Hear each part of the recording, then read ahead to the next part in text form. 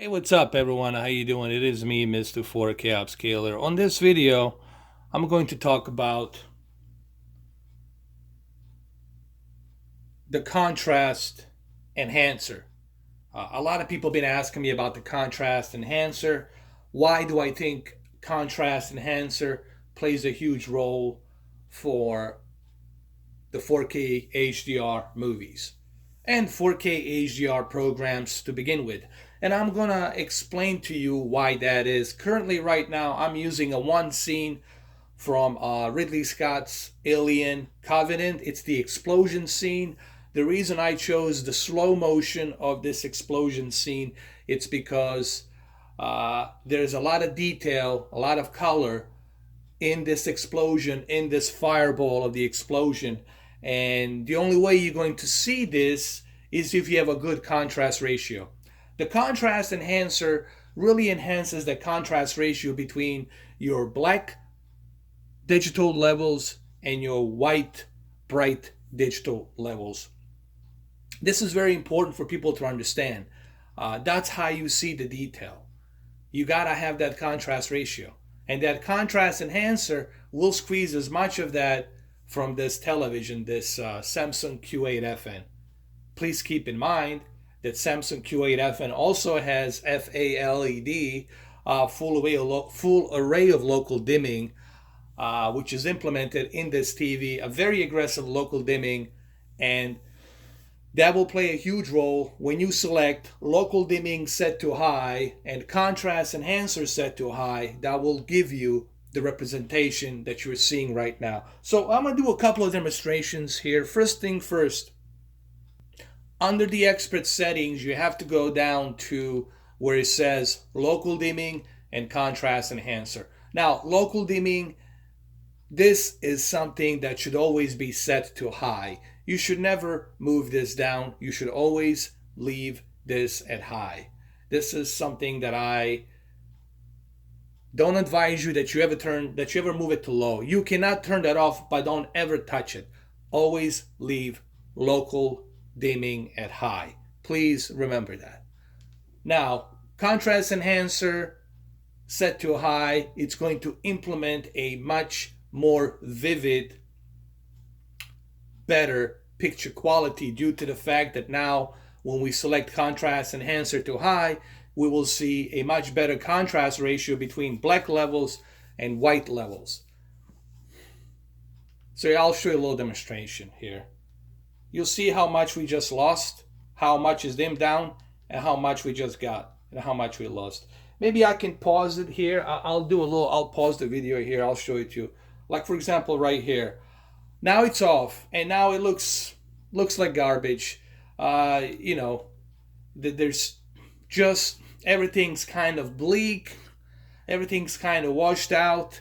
There's barely any contrast ratio here. You see nothing. You see, but it's like, think of it like a fog. It looks like a haze and a fog. You can't see it through this camera, but you don't have that level of detail. What I'm trying to say in another terms, and my analogy that I'm using here in the basic terms, because I'm trying to avoid the technical jogger, what I'm trying to tell you is when you turn the contrast enhancer off, when you keep it to low, you are not getting that contrast ratio detail between your black digital levels and your white bright digital levels. Look what happens when we select to high. Look how much detail we just got here, right there. Keep an eye right here on the fireball, and look how much we're gonna lose when we turn it off. It becomes much brighter and more vivid, and that's what you want. Maybe I can zoom in a little bit here so you guys can see a little bit better. Here we go. So you guys can see what I'm talking about. See what I'm talking about? When you turn that off and when you keep it low, and then when you turn it to high, you got much better detail between your black digital levels and your white bright digital levels. As you can see right here, I can show it to you again. Look at right here, and you'll see exactly what I'm talking about. We can do it in a slow motion again so you guys can see a little bit better. And you see when I turn that off, when I bring it back, when I turn that off, and when I bring it back. So contrast enhancer and local dimming, it's something that I would highly suggest that you guys always keep it high. Always keep these two at high. And this is why I recommend people to always keep it at high. Well, it doesn't have to be this scene. Maybe we can go to a different scene and you will see exactly what I'm talking about. And I believe this is another great scene in a movie where you can see that contrast ratio with the local dimming set to high and contrast enhancer set to high, how much it helps with a much better vivid detail between the black digital levels and white bright digital levels. Hopefully you guys understand what they mean by contrast ratio. Okay. And this is what you want. This is what you want out of this TV. And this is why you purchase a 4K HDR television and why you want to watch your 4K HDR movies. If you truly want to squeeze that HDR from your television, this is one of the things that I recommend you guys do.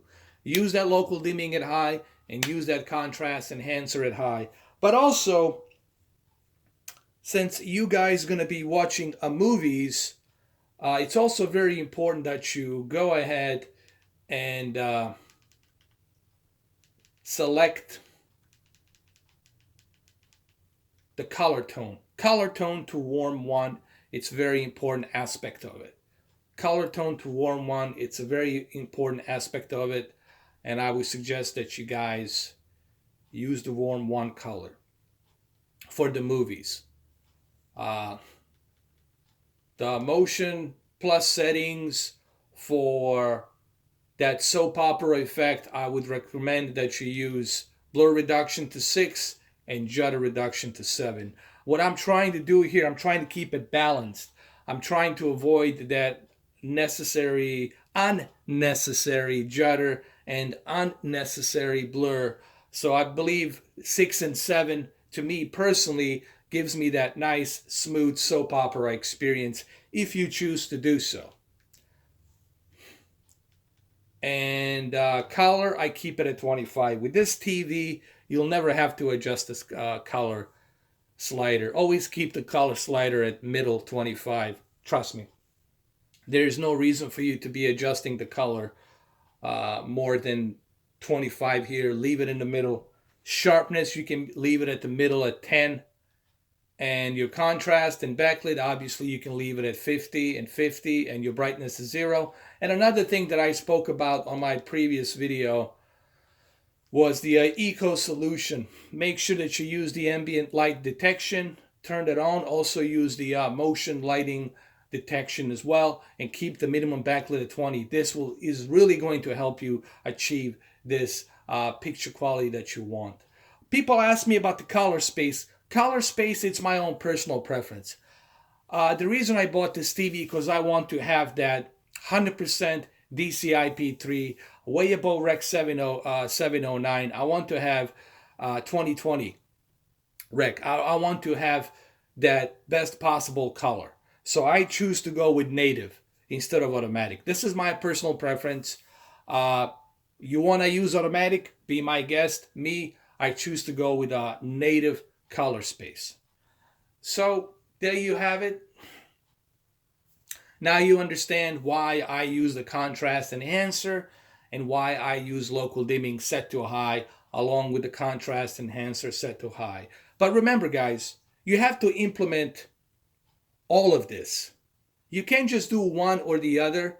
You have to do everything the way I do on my videos, step by step.